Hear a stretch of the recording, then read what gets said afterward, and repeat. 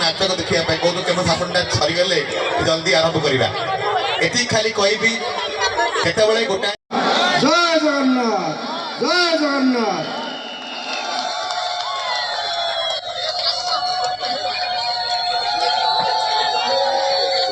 धन्यवाद समस्ते।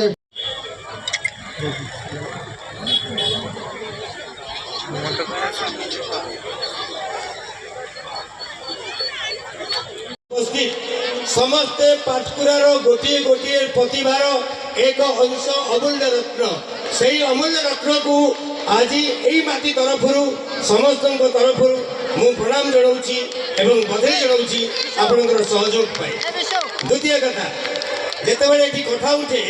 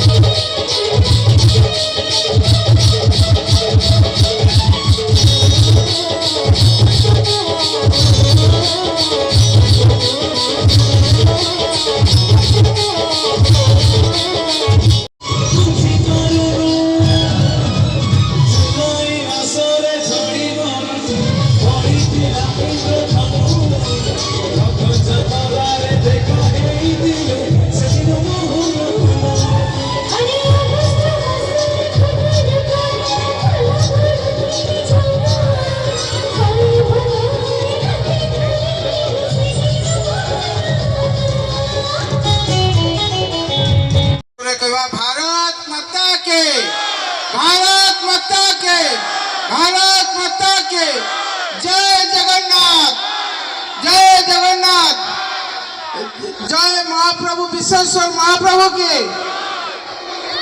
आज पुण्यतया चित्रोत्पला नदी तीर ए मनोरम परिवेश संध्या समय अनुष्ठित यही महोत्सव 2026 उद्घाटनी उत्सव सभापतित्व करुथिबा आम अंचलर सुरेंद्र भाई एवं आमर विशिष्ट नेत्री डली शतपथी आमर मुख्य वक्ता विक्रम भाई एवं समस्त मान्यगण्य व्यक्ति मो ना नौ नहीं कारण आपण मैंने व्यस्त बनी सांस्कृतिक कार्यक्रम मोर पदे कथा कही 5 मिनट भितर आम आम कार्यक्रम आरंभ करवा जो आपण मैंने बसी बंधुगण ये अत्यंत आनंद एवं खुशीर विषय आपण मनकर चेष्टा आपण मनकर निष्ठा पराकाष्ठा आज ये उत्सव 2026 संभव हो पारी जितेबले मत आपणकर उद्योक्ता बंधु माने देखा करथिले एवं 10-12 दिन तले जे मोर साहाय्य सहयोग लोड़ी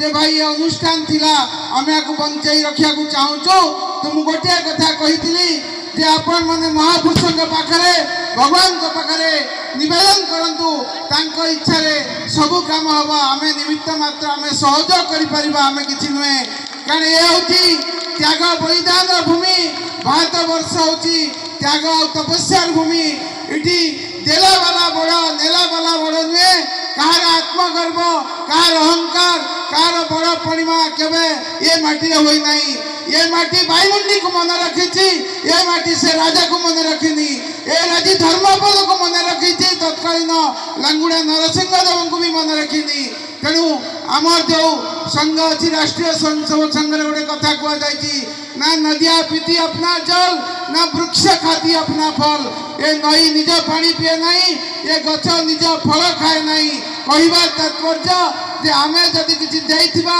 त्याग करथिबा समाज पई बाहरिथिबा ताले तार सुफल आमे पाइबा आम पीढ़ी पाइबा आम परवर्ती पीढ़ी पाइब तेणु आमे मु अत्यंत का विषय किछि कहबी नहीं जे मो पाप मोर मो पुण्य मोर मु जदि भल काम करथिबी भगवान ताको आशीर्वाद करिवे आ जदि मु पाप करथिबी कार अनिष्ट चिंता करथिबी भगवान दंड देबे आमे से भी जो आलोचना करिबा नहीं मोर कहबार अच्छी आम आज यही समय खड़ा होते जो भारत वर्ष विश्व एक शक्ति होगा जाऊँगी आज गोटे कथा कहवा जे आम आमको केवल छोट भाई नहीं जदि पृथ्वीर सबुठ अधिका क्या आशीर्वाद भगवान कर भारत वर्ष भारतीय मान कर अंचल ଲୋକମାନଙ୍କ ଭିତରେ ଯେଉଁ ଧୀମତା ଅଛି ଯେଉଁ ବୁଦ୍ଧି ଅଛି ବିଶ୍ୱରେ କୋଉଠି ନାହିଁ। ଅନୁଷ୍ଠିତ ହେଉଛି ଆପଣଙ୍କ ସଂସଦ କ'ଣ କହିବେ?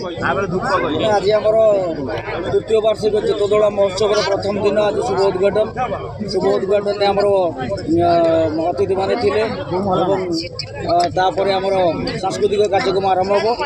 ଆଜି ଖୁସିର ମାହୋଲ ଥିଲା। କ'ଣ କହିବେ ଆଜି ଉର୍ମାସର ସବୁଯାକ ଷ୍ଟଲ୍ ଖାଲି ଅଛି? ଓଡ଼ମାସର ଷ୍ଟଲ୍ ଖାଲି ଅଛି। ତେଣୁ ମୁଁ ଯାହା ଆମେ ଯାହା ଦେଖୁଛୁ ଚିନ୍ତା କରୁଛୁ କିଛି ଚକ୍ରାନ୍ତକାରୀ ଗୋଷ୍ଠୀ ତାକୁ ବ୍ଲକ ଲେବୁଲରେ ବନ୍ଦ କରାଯାଇଛି। ଯେତେବେଳେ ଶୁଣିବା ମିଳିଛି ଅବଶ୍ୟ ରାଜ୍ୟସ୍ତରୀୟ ବି ହେଇଥିଲା, ଯେଉଁ ଏଠି ଯେଉଁ ବାବୁମାନେ ଏଠି ପ୍ରବକ୍ତା ସାଜିଥିଲେ, ମୁଖ୍ୟ ଉଦ୍ୟୋକ୍ତା ସାଜିଥିଲେ, ବର୍ତ୍ତମାନ ସେ ଅନ୍ୟତ୍ର ଅନୁଷ୍ଠାନ କରୁଛି। କାହିଁ ଭାଇ ତମେ କାହିଁ ବେକାର ଆଜ୍ଞା ଚିତ୍ରକଳା ମହୋତ୍ସବ ଆଜି ଆସିଥିଲେ, କ'ଣ ରହିଲା ଅନୁଭୂତି? ଦେଖନ୍ତୁ ବଡ଼ ସୁନ୍ଦର ପରିବେଶ ଆଉ ବିଶେଷ କରି କେନ୍ଦ୍ରାପଡ଼ା ଜିଲ୍ଲାର ଯେଉଁ ଗର୍ବ ଗୌରବର ଗାରିମାର କଥାକୁ ନେଇକି ଏ ମହୋତ୍ସବ ତିଆରି ହୋଇଛି। ବିଶେଷ କରି ଯେତେବେଳେ ମହୋତ୍ସବଟି ହୁଏ ସମସ୍ତଙ୍କ ଭିତରେ ଗୋଟେ ସୁନ୍ଦର ବାତାବରଣ ତିଆରି କରାଯାଏ, ଭାବ ବିନିମୟ କରାଯାଏ। ପୂର୍ବପୁରୁଷଙ୍କ ସମୟର ବର୍ତ୍ତମାନ ପରିବର୍ତ୍ତନ ହୋଇଛି। ନିହାତି ଆମେ ଚିତ୍ରକଳା ନଦୀର କୂଳରେ ଏତେ ସୁନ୍ଦର କାର୍ଯ୍ୟକ୍ରମଟି ଆୟୋଜନ କରିଛନ୍ତି। ସମସ୍ତ କମିଟି ଭାଇମାନଙ୍କୁ ଧନ୍ୟବାଦ ଦେବି, କାହିଁକିନା ମହୋତ୍ସବ ସମସ୍ତଙ୍କ ଭିତରେ ଏକ ଏକତା ଭାଇଚାରାକୁ ବଞ୍ଚାଇ ରଖିବ। ଆମ କେନ୍ଦ୍ରାପଡ଼ା ଜିଲ୍ଲାକୁ ନେଇକି ସବୁବେଳେ ଆମେ ଚର୍ଚ୍ଚା ମଧ୍ୟ ସାରା ରାଜ୍ୟରେ ଚାଲେ, କିନ୍ତୁ ଏଇ ଯେଉଁ ମହୋତ୍ସବଟି ସମସ୍ତଙ୍କ ପାଇଁ ଏକ ଶାନ୍ତି ମୈତ୍ରୀ ଭାଇଚାରାକୁ ନେଇକି ଆଗେଇ ଚାଲୁଛି। ପାଳନ ହେଉଛି, କିନ୍ତୁ ଗୋଟେ ବିଡ଼ମ୍ବନାର କଥା, ଦୁଃଖର କଥା ଯେ ଏଇଠୁ ଯେଉଁ ଏଇ ଅନୁଷ୍ଠାନ ସହିତ କିଛି ଲୋକ ବାହାରି ଯାଇକରି ଆଉ ଗୋଟିଏ ଅନୁଷ୍ଠାନ କରିଛନ୍ତି ସମାନ ଦିନରେ। କ'ଣ ସେ ବିଷୟରେ କହିବେ? ଆଜ୍ଞା ଦେଖନ୍ତୁ, ଇଏ ହେଉଛି ତୃତୀୟ ଚିତ୍ରକଳା ମହୋତ୍ସବ। ଏଠି ଇଏ ଗର୍ଦ୍ଦପୁର ଖାଲି ନୁହେଁ, ଏ ଅଞ୍ଚଳର ସମସ୍ତେ ଏଇ ଉତ୍ସବଟାକୁ ଭଲ ପାଆନ୍ତି। ଏଇ ଉତ୍ସବଟାକୁ ବଦନାମୀ କରିବା ପାଇଁ, ଏ ମହୋତ୍ସବଟାକୁ ବଦନାମୀ କରିବା ପାଇଁ କିଛି କୁଚକ୍ରୀ ବ୍ୟକ୍ତି ସେଠାରୁ ନେଇକରି ଅଲଗା ଜାଗାରେ ଗୋଟିଏ ଅନୁଷ୍ଠାନ କରିଛନ୍ତି। ଏ ଅଞ୍ଚଳ ନୁହେଁ, ଗର୍ଦ୍ଦପୁର ପାଖଆଖ ଅଞ୍ଚଳର ସମସ୍ତ ଲୋକ ଆକୁ ନିନ୍ଦା କରୁଛନ୍ତି। କୁଚକ୍ରୀ ଲୋକ କିଏ?